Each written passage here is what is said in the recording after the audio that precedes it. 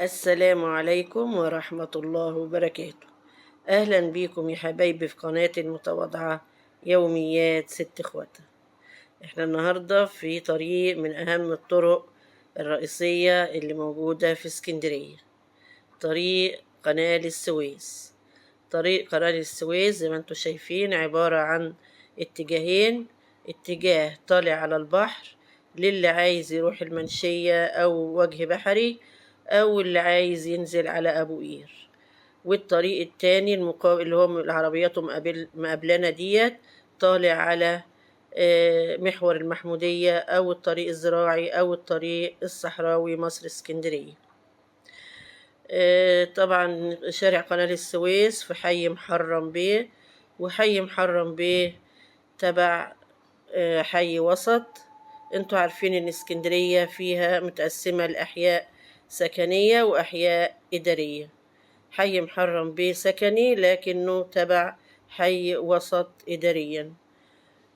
حي محرم بيه من اللي هي من الأحياء القديمة يعني في اسكندرية، وهو تسمى على اسم محرم بيه اللي هو كان محافظ اسكندرية في وقت من الأوقات، وتوفى سنة 1847 وهو كان ساعتها برضو محافظ لاسكندرية. هو صهر أو زوج بنت محمد علي باشا. كان متجوز بنته تفيدة هانم. وتنصب يعني مناصب كتيرة في اسكندرية، آخرها كان محافظ للإسكندرية. علشان كده حبوا يكرموه وسموا هذا الحي باسمه. وهو اندفن في مسجد النبي دانيال اللي موجود في شارع النبي دانيال اللي في محطة مصر، ما بين محطة مصر ومحطة الرمل. شارع قناة السويس الاتجاه دوت بيودي على محور المحمودية، وبيودي على مستشفى الشرطة والطريق الصحراوي والطريق الزراعي. لو انت طالع على البحر هيقابلك أكاديمية السادات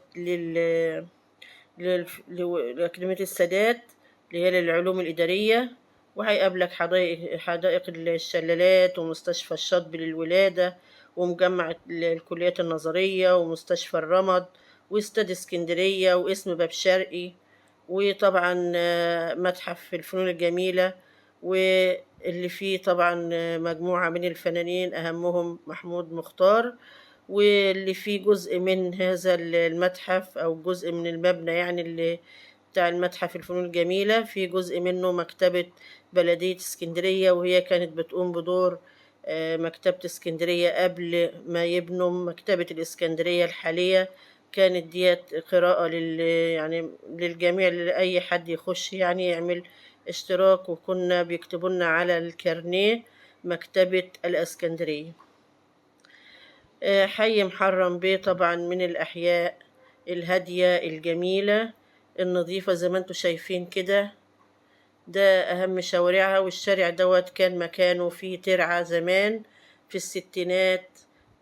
طبعا الحتة العالية اللي انتوا شايفينها على ايدنا الشمال ديت، ومن الناحية التانية على ايدنا اليمين دي مواسير حاطين فيها بدل الترعة، حطوا يعني الترعة في مواسير، وفتحوا الشارع دوت أو الطريق ده عشان يبقى مدخل لإسكندرية، وكان هو أول طريق يبقى مدخل للإسكندرية. بعد كده طبعا عملوا طرق تانية، كان طبعا مدخل أبيس، وبعد كده دلوقتي في المداخل اللي هي موجودة على محور المحمودية بقى في أكتر من مدخل لإسكندرية، لكن ده كان الأول وكان الرئيسي اللي رايح وجه بحري أو رايح أبو قير، كان ده المدخل الرئيسي لإسكندرية. النفق اللي هناك ده النفق اللي هو بيعدي من تحت منه من فوق منه القطر دوت، ليه 4 عيون، منهم 2 طالع و2 نازل. اللي رايح محطة مصر أو رايح المنشية أو رايح أو نازل بقى هنا على قناة السويس يعني. أو المهم هنا بقى أنا كنت ماشية على رصيف، بس الرصيف بتاعه كان ضيق قوي، وطبعا العمدان اكمن فيها كهرباء الواحد وهو معدي كان بيبقى خايف. هي طبيعي الناس ما بتمشيش من هنا، ما بيقفش هنا غير اللي هو هيركب بس. لان طبعا في من فوق كده، من في شارع يعني بيمشوا منه عادي من فوق الماسورة ديت. الماسورة دي ما زارعين فوق منها طبعا، اللي هو زي ما قلت لكم اللي هي الماسورة ديت هي اللي ماشي فيها مية الترعة القديمة اللي كان مكانها الطريق اللي ماشي فيه العربيات ديت، بتودي لحد في شركة المية يعني، أو بابور المية، وهي واخدة ميتها من ترعة المحمودية.